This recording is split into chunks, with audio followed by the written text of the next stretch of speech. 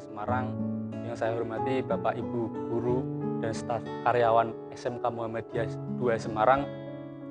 Marilah kita panjatkan puji syukur atas kehadirat Allah Subhanahu wa taala, karena berkat rahmat dan karunia-Nya kita dapat berkumpul dalam keadaan sehat walafiat tanpa kurang suatu apapun. Salawat serta salam kita aturkan kepada junjungan kita Nabi Agung Muhammad SAW yang kita nanti-nantikan syafaatnya di yaumul akhir. Amin Allahumma amin. Pada kesempatan kali ini, topik yang saya angkat adalah pengendalian diri generasi milenial menurut ajaran Islam dan Stoikisme. Bapak Ibu, pada tahun 2017 pernah diadakan survei yang terkenal dengan sebutan survei khawatir nasional. Survei ini diikuti oleh sekitar 3.600 responden dengan kategori yang pertama mahasiswa, yang kedua orang yang single, yang ketiga orang tua. Nah, hasil dari survei ini sangat mengejutkan karena 63% orang itu sangat khawatir terhadap hidupnya. Bisa dikatakan 2 dari 3 orang itu sangat khawatir terhadap hidupnya. Nah, apa saja yang dikhawatirkan? Pertama dari mahasiswa, itu pasti yang berhubungan dengan pendidikan, tugas yang tidak kunjung selesai, terus motivasi belajar yang sangat rendah.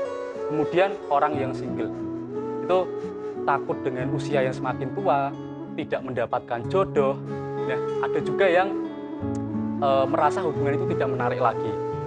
Terus kemudian yang terakhir orang tua, pasti Bapak Ibu lebih tahu perihal ini.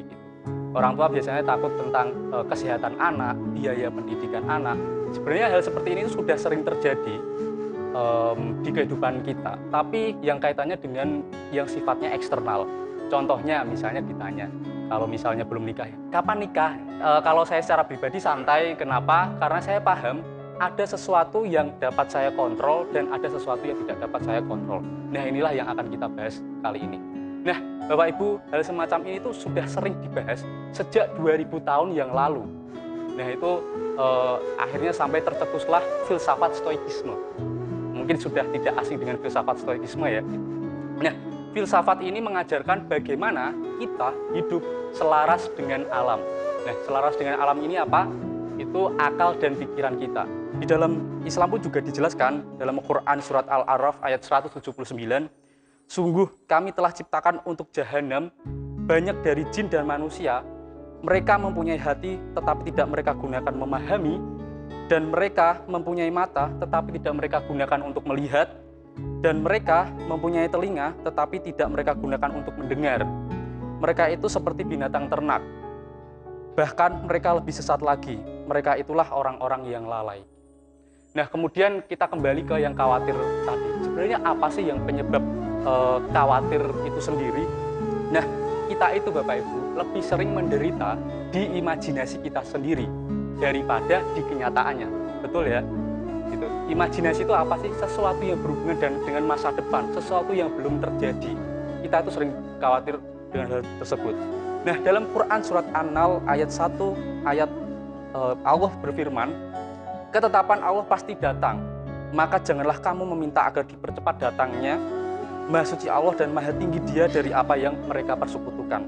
Nah, ini ayat tentang hari akhir, tetapi juga dapat kita terapkan dalam kehidupan sehari-hari, gitu.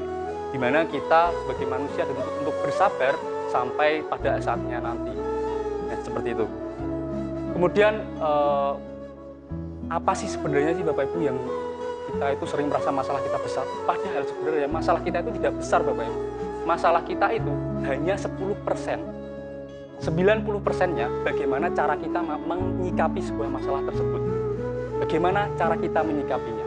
Kita ambil contoh, semisal kita terjebak di kemacetan. Itu kan kita tuh hawannya ingin marah gitu, macet gitu, sebel. Padahal kan macet itu kan sesuatu di luar kontrol kita. Seakan-akan kemacetan itu seperti hama yang mudah kita singkirkan di tangan kita sendiri. Kan tidak bisa. Tidak mungkin dong ketika macet tiba-tiba kita terbang sampai ke tujuan atau teleportasi, kan tidak mungkin. Nah, makanya kita harus pahami. Nah, ada konsep yang namanya STAR, Stop, Think, Access, dan Reaction. Nah, ini konsep yang menarik sekali. Contoh misal yang di mobil itu Pak Riza, gitu kan ya. Contohnya seperti itu. Terus kemudian terjebak macet. Kita implementasikan konsep STAR ini. Pertama, stop. Kita ketika ingin emosi, kita stop dulu, tenangkan pikiran dulu. Nah, kalau di agama kita harus mengingat Allah gitu, istighfar, astagfirullahaladzim. Nah, barulah kita think dan akses. kita pikirkan, kita nilai masalah kita. Oh, ini macet, ini di luar kendali kita. Kemudian bagaimana sih biar kita tetap baik-baik saja? Misal Pak Rida sama istrinya. Nah, ini siapa tahu ini menjadi momentum untuk ngobrol dengan istrinya, menjadi kemesraan di dalam mobil karena di rumah sangat sibuk dengan kesibukan masing-masing, jarang ngobrol. Akhirnya itu menjadi kemesraan dan ya malah menjadi seneng. Yang awalnya macet jadi tidak terasa, tiba-tiba loh kok sudah sampai di tujuan. Nah, itulah konsep stopping aksen baru kita mereaksi. Nah, inilah salah satu ajaran yang menarik menurut saya. Memang ini terbatas akan akal ya, karena kan ini diciptakan oleh manusia. Nah, inilah istimewanya Islam.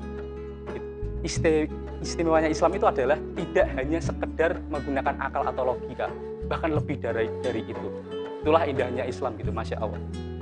Nah, dari saya sebelum saya tutup, ada yang ingin saya sampaikan. Kemenangan terbesar adalah ketika kita sabar menghadapi segala ujian. Kegagalan terbesar adalah ketika kita, apa Bapak Ibu, kegagalan terbesar tidak pernah mau belajar dari kesalahan. Sekian dari saya, semoga bermanfaat. Maaf apabila ada kesalahan dan kekurangan. Wabillahi taufiq wal hidayah. Wassalamualaikum warahmatullahi wabarakatuh.